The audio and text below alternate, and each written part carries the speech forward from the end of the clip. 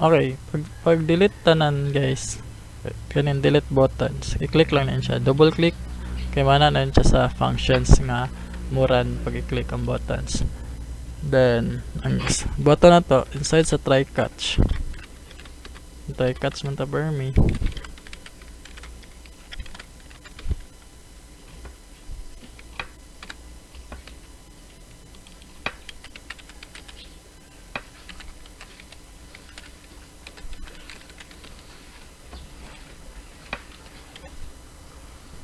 e.print step 1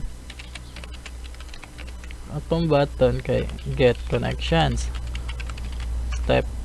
Step 2 prepared statement delete all, diba delete all, delete from student. So, madelete naman na siya tanan dayon. Tapos sa sunod execute step 4 step 3 pa day. Okay, pag ma-execute na guys, ang ma-delete ang data sa atong database kani siya. Ma-delete ni siya tanan. Refresh kani sila upat. Pero ang data sa atong table dili siya ma-delete. Kailangan sa nato i-clear pod ang table. So kailangan step 4 clear table. So kailangan to siya get table.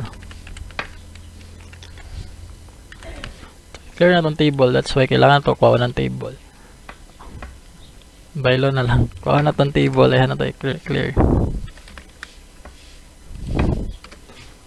Then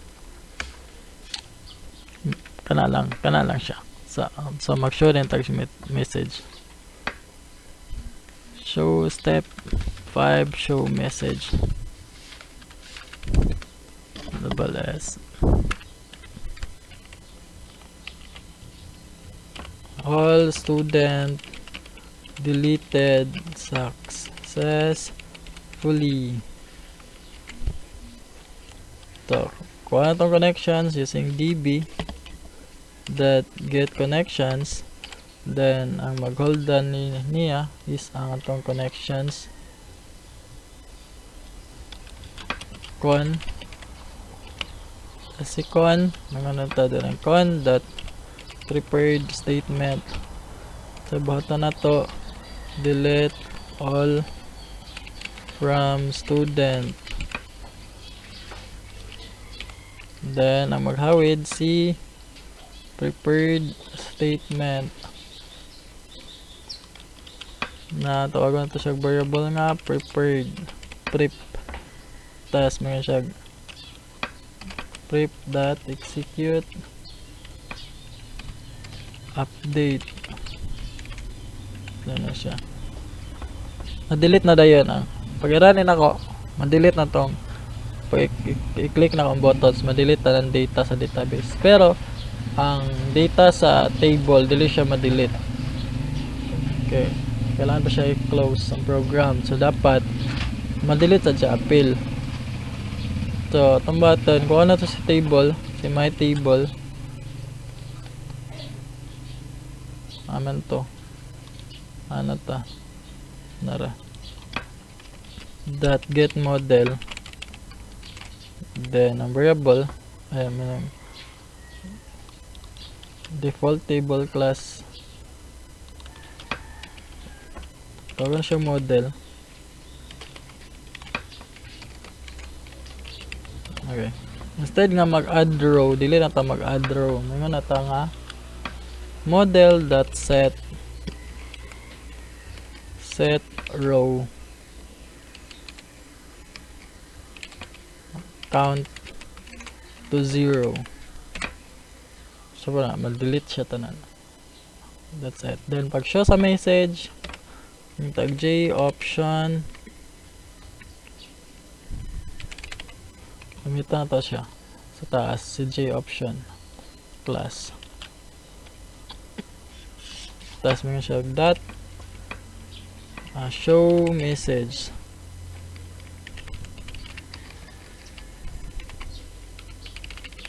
Show message dialog.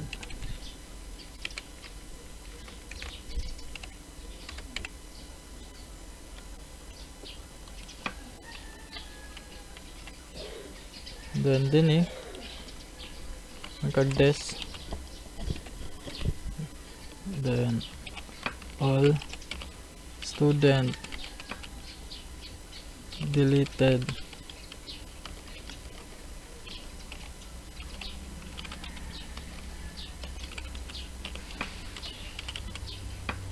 kapag type. Okay, ano siya, run ang program. Taas pag i-click ang clear all deleted students successful. Okay, instead nga ma-delete dito guys, dapat pag click and delete ma-show din siya message nga sure baka nga i-delete nimo yes or no siya. So nala siya kuan sa G options, gamit yapon sa G options. Ayan na to i-delete, mangutana sa ta. Okay, manara ba ta sa step 1 that show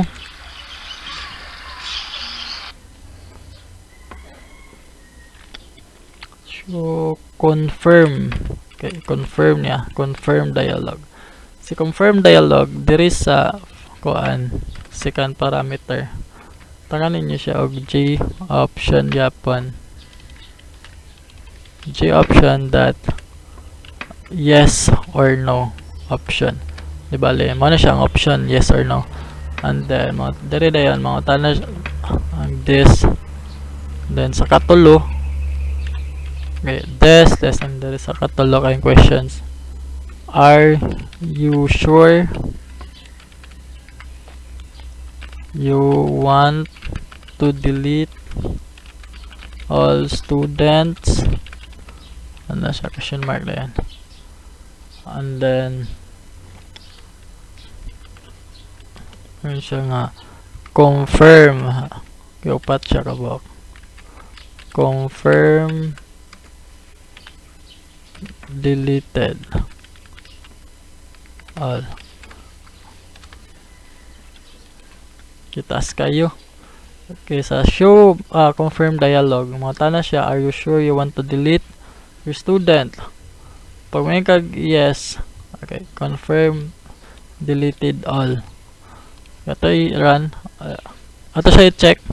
Dahil kung sa imong answer, diba? It's either yes or no man. So if ang sunod sa ito sa variable int ni siya, confirm, it's either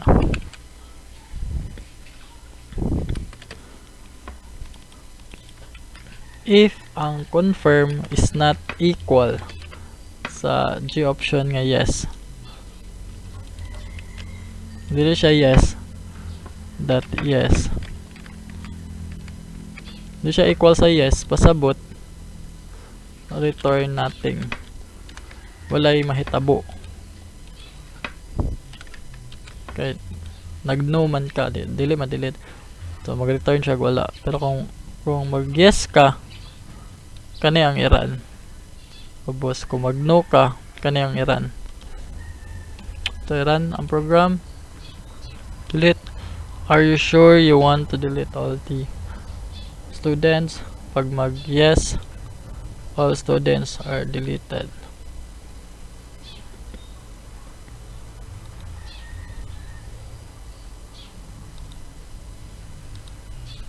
Mara to. Ito run na to program.